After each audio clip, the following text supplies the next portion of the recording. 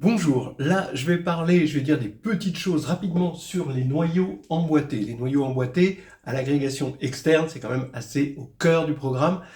À l'agrégation interne, c'est borderline. Mais c'est important de connaître un petit peu les choses. Donc là, je vais plutôt m'adresser à ceux pour qui c'est borderline, même si, bah oui, ça va être borderline, quoi. Ok, on a eu un endomorphisme, on suppose d'un espace vectoriel de dimension finie, on suppose que son polynôme caractéristique est scindé, et donc il y a une décomposition en sous-espace caractéristique K lambda, quand lambda décrit le spectre de U. Ça veut dire que l'étude de U se ramène à l'étude de l'induit de U sur chaque sous-espace caractéristique K lambda. C'est-à-dire ker de U moins lambda sur IN puissance un certain M lambda. Bien. Alors M lambda peut être pris égal à la multiplicité de lambda. Hein. Il n'est peut-être pas optimal comme ça, mais c'est la multiplicité de lambda dans le polynôme qui. Bien. Si je pose finalement V, c'est l'induit de U sur K lambda, d'accord, qui va avoir forcément pour polynôme annulateur x moins lambda puissance m lambda. Donc la seule valeur propre sera forcément lambda. Donc je vais enlever lambda identité. Là maintenant, la seule valeur propre, ça va être 0, ce qui veut dire que V est nilpotent. D'accord ? Bon. Donc finalement, ce que je suis en train de dire, c'est que l'étude d'un endomorphisme E, à partir du moment où QU est scindé, eh bien, ça se ramène à l'étude des nilpotents. Voilà. Le mot Tessie, c'est comme Babybel, elle se sent bien partout. Bien, on va donc maintenant juste s'intéresser, on oublie U, et on imagine que V est nilpotent. Maintenant, on se ramène, on imagine que E est de dimension n, V est nilpotent sur E, et on va étudier les nilpotents. Qu'est-ce que ça veut dire étudier les nilpotents ? On ne va pas regarder tous les nilpotents en face, mais on va les classifier selon leur classe de similitude. Et là, il y a un théorème important. On ne va pas aller jusqu'à la classification, même si je vous en parlerai à la fin sans démonstration. On va quand même voir l'objet essentiel de la classification, qui est, dans un premier temps, au moins dans un premier temps, la suite des noyaux emboîtés, justement. J'appelle K indice I le noyau de V puissance I, où V est nilpotent.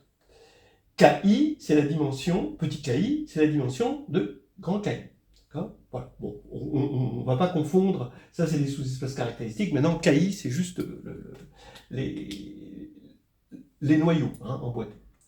Alors pourquoi ils sont emboîtés ? Ben oui, parce que KI, c'est évident qu'il est inclus dans KI plus 1. Okay ? Ah oui, si ici VI de x égale 0, alors VI plus 1 de x est égal à 0. Vous noterez que par dualité, les im, c'est l'inverse. Im de VI, lui, il contient im de VI plus 1. Bon, mais c'est rare. Maintenant, le lemme est le suivant. Soit V nilpotent, alors la suite des KI est croissante, ça on vient de le voir, stationnaire à partir d'un certain rang, bien sûr, stationnaire, à partir d'un certain rang. C'est-à-dire que, en fait, plus précisément, on va avoir 0, on va avoir K1, donc Ker de V, qui va contenir strictement 0, ça c'est parce que c'est nilpotent, le déterminant est nul, évidemment. On va avoir K2 qui contient strictement K1, jusqu'à un certain Km, qui contient strictement Km-1, mais à partir de Km, on a une suite stationnaire. Alors, la suite s'essouffle. Qu'est-ce que ça veut dire qu'elle s'essouffle ? Eh bien, ça veut dire, c'est comme quand on monte les escaliers, quoi, en quelque sorte. Ça veut dire que lorsqu'on va regarder KI plus 1 moins KI, évidemment, c'est positif puisque ça monte, la suite est croissante, mais ça va être inférieur à KI moins KI moins 1. Donc, en particulier, on va avoir que ici, ce sera strictement croissant jusqu'à ce que ce soit égal. Parce qu'à partir du moment où c'est égal, vous voyez, par exemple, si je prends i égale m plus 1, là ça commence à avoir l'égalité. Eh bien, après, pour m plus 2, eh ben, j'aurai égal 0, puisque ce sera compris entre 0 et 0. Voilà. Donc, ça veut dire que la dimension ici, eh bien, elle est, si on doit mettre sur l'axe des x les i et les ki sur l'axe des y, on a une fonction concave. Voilà, allons-y pour la preuve. Je dis que V, il va de E dans E. Alors, VI, je vais avoir une restriction et une corestriction. Alors, la restriction, c'est sur KI plus 1, et la corestriction, c'est sur KI. J'ai toujours le droit de prendre une restriction. Maintenant, pour la corestriction, il faut montrer que c'est bien défini. Ben oui, effectivement, si je définis VI avec x donne V de x, ben c'est bien défini, parce que si x appartient à KI plus 1, ça veut dire que VI plus 1 de x égale 0. Donc, quand je vais faire VI de V de x, ben, je vais avoir 0. Je vais avoir VI plus 1 de x. Bien. Bon, et V est toujours linéaire, évidemment. Alors là, maintenant, attention, on va travailler sur des quotients. Donc, quand on a un espace E et un sous-espace F, on a toujours le sous-espace quotient, E plus F, constitué des classes X plus F, modulo F, où X parcourt E. Bien. Et c'est un espace vectoriel, on peut les ajouter, il n'y a aucun souci. C'est comme les groupes, c'est comme les sous-groupes quotients, puisqu'on est en abélien. Et il faut savoir que la dimension de E sur F, c'est la dimension de E moins la dimension de F. Bon, ça se montre facilement en prenant une base d'un supplémentaire de F, et dans le quotient, ça va donner une base de E sur F. Alors maintenant, je vais définir WI, qui va de KI plus 1 dans KI quotienté par KI moins 1, qui à X donne VI de X. Voilà, donc là on est dans KI, mais plus KI-1. Donc la classe modulo KI-1, je vous rappelle que KI-1 est inclus dans KI, ça on l'a dit. Donc je vais avoir ici, encore une fois, une application linéaire d'un espace vers un autre espace. Je l'appelle WI et je veux regarder quel est son noyau.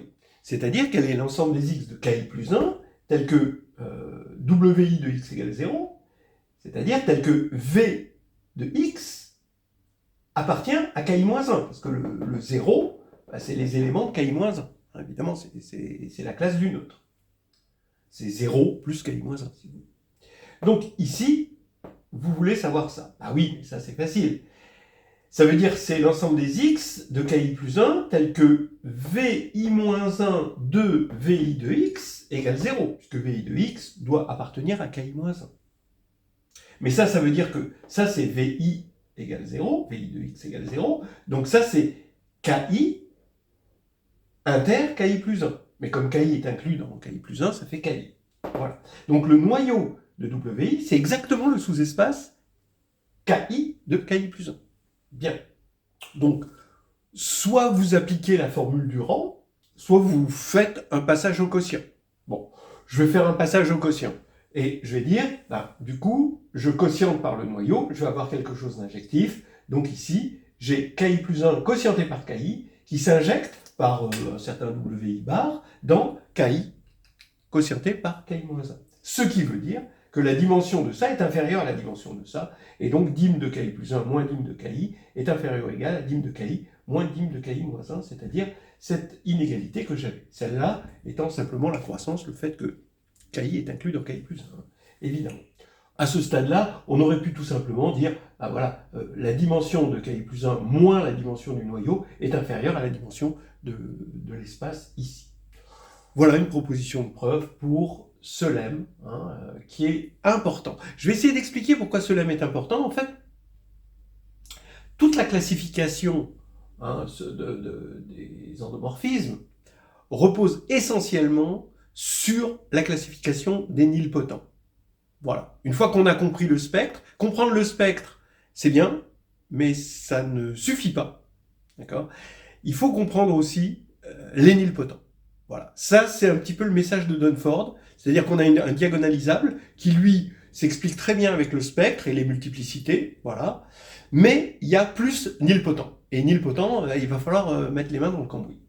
Et finalement, la classification des nilpotents réside là-dessus. C'est-à-dire, en fait, il y a un théorème un peu plus fort qui va dire que deux nilpotents sont semblables si et seulement si ils ont les mêmes KI.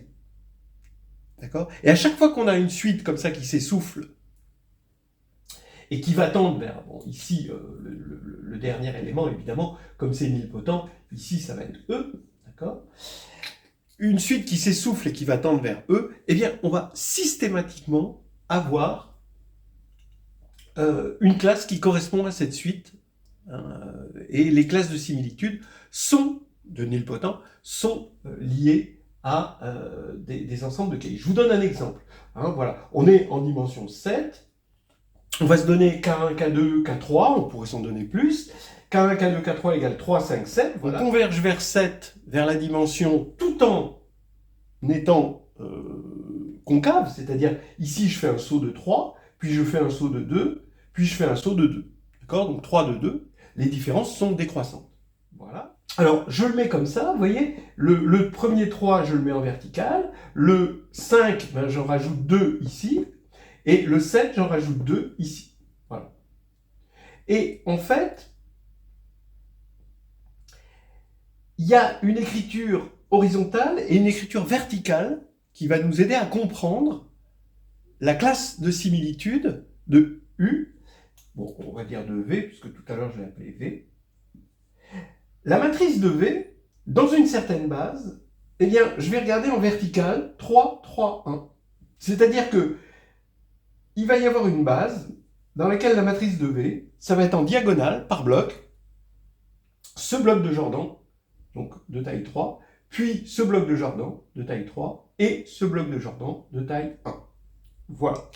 Entre autres, ce M lambda, ce M, si vous voulez, qui était finalement le M lambda minimal qui puisse nous servir ici, eh bien, c'est ce M-là, c'est 3, ici, parce que vous voyez bien que c'est en 3 coups qu'on va atteindre toute la dimension, qu'on va atteindre tout E, ce qui veut dire que les ker de V puissance 3 égale E, avec 3 qui est le minimum tel que ce soit vrai.